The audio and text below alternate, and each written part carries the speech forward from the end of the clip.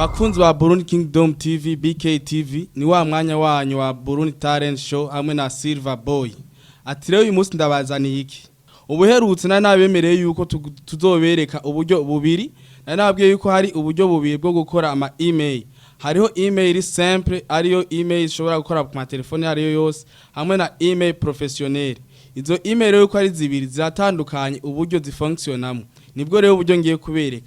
Ariko uno munsi ngo bamaye ndabereke kwanza ukungene ushobora gukrea email simple we muntu ufite telefone yawe ngaho manza wegire iyo telefone yawe imbere na mbere yo kwegera kandi iyo telefone yawe bwira umugenzi wawe mwegeranya ati muri BKTv ibintu birahiye ibintu biriko biradomeka ama telefone yacu muri telefone yawe raba application yanditse ko Opera Mini hanyuma uyiklikeko umaze kuyiklikako bacakuzanira ayandi ma application menshi cyane cyabona cuyitamwo ahanditse Google cikora kuri Google ndibaza mwamaze kuhakora aho hari Google maze gukora kuri Google curaba ahantu handitse connection cikora kuri connection hanyuma gukora kuri connection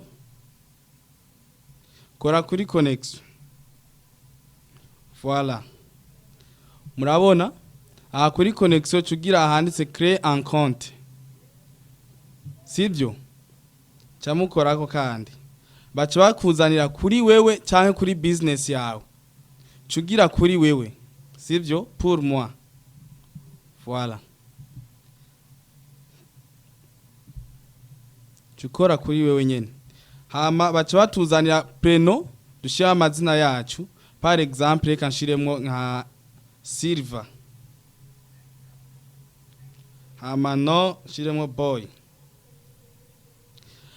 murabona ahantu handitse no d'utilisateur ahantu harakomeye cyane ndabasaba manze muhagabire ahantu harakomeye cyane ahanditse no d'utilisateur ni kuvuga nizina uzohora ukoresha buri gihe cyose kwiyo email yawe nizina uzohora ukoresha buri gihe cyose kwiyo email yawe rero reka cyo dushiramo urabona preno twashizemo Silver hanyuma no dushiramwo Boy reka aha ucushiramo Silver Boy urumva ucushiramo Silver Boy nta espace ushiramo nta mwanya ushiramo wandikamo Silver Boy nta mwanya ushiramo wandikamo uko nyene umaze kugira uko ntavyo ngo Gmail iki niki oya wandikamo Silver Boy hama ukacumanuka musi kuri mode pass urabona ahantu hari mode pass mode pass yo badusaba ibiharuro bitarenga 8 canke indome zitarenga 8 mugabo ni kuva ku 8 kuduga sivyo reka shiremo mode pass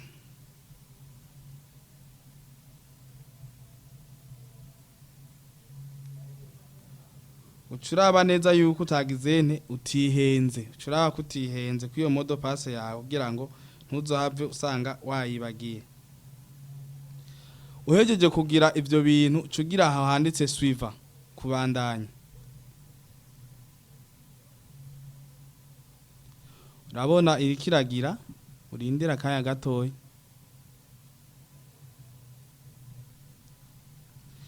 ya urabona habayemo akarere kuri ya mode pass bisigura ko mode pass twihenze usanga hariho nk'urudome rumwe dushobora kuba twihenze reka dusubiremo mwirabire neza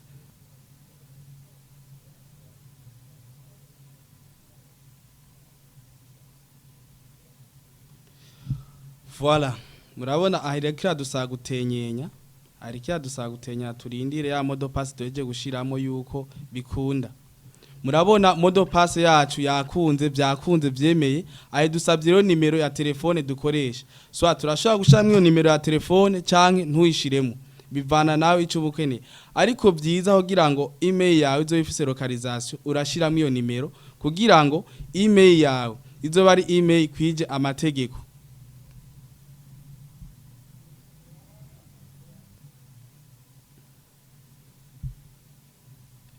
aha turashobora gushiramo inimero zacu kugira ngo baturungikire ya code aka message noneho musanze mubimenyeye uguriye Facebook barakwereka ushizemo inimero baca bakwereka code hari code baca bakurungikira reka dushiremo inimero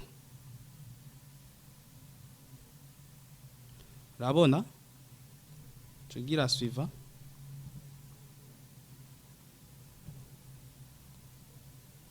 Voilà, aha badusabye gutenyenya turindire code. Code yacu bamaze kuyirungika. Bayirungitse ufata iyo code bakurungikiye. Ufata iyo code bakurungikiye ucushiramo ngaho aha bakwandiki. Ucushiramo iyo code.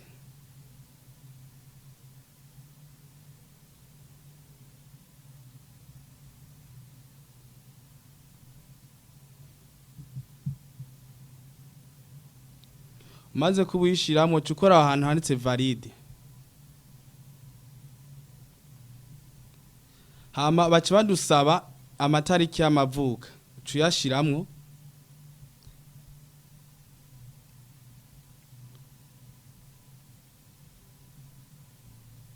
Hama bakongera bahagusaba yuko uri umuhungu nubwo uri umukobwa. Nawe niho kwiyibagira ureke kumenya ati ndi umuhungu cyangwa ndi umukobwa ndibaza. Ntivyo kugora? Ibyo kugora none ibyo ntibigoye kabisa. Hamaze kuba ukora izo etape maze kuba wuzuza aga formulaire baba baguhaye cugira suivant.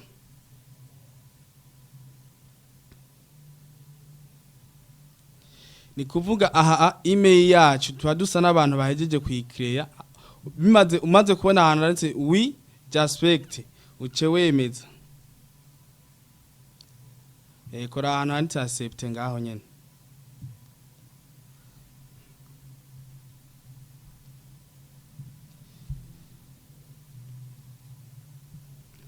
Aha ni kuvuga irikira dusaba gutenyenya, kira dusaba gutenyenya.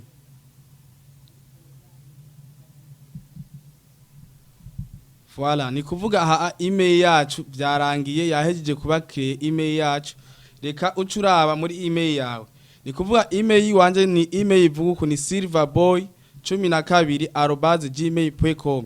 Ni kuvuga rero iyo ni email wanje bya bintu hora wumva ngo email. Kandi umaze gukira email muramubona ijya application iri muri telefone bita Play Store. Play Store ntushobora kuyikoresha ata email ufise. Ariko amaze gukora email Play Store ashobora kuyikoresha mbere n'ama application ukadownloading uko wishakiye. Yama application yose muzi yava kagera nta yindi soko ryayo atari muri Play Store. Rero umuntu uri kurankurikira nimba wabonye bino bintu neza wabonye bino bintu ukaba ufite Play Store muri telefone yawe ukaba utamusi nimwe wari bwayikoreshe ndakwinginze ugurura email kugira wenzi ya etape zose twazikoze. Umaze kuba ugurura email cyo winjira muri ya application ya Play Store byonyene ucusanga byamaze kuba install. Umaze kuja muri Play Store baca bakuzanira ama application menshi cyane atandukanye. Cuhitamo application yari yose ukeneye. Par exemple kandabereke muri Play Store.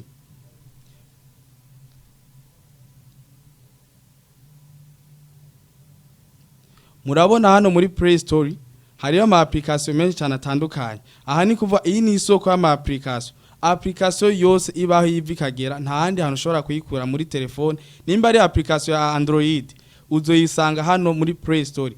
Rero mu kugira uyironke ni ya email nyene. Ni kuvuga email ya mbere email simple mwamaze kuyibona.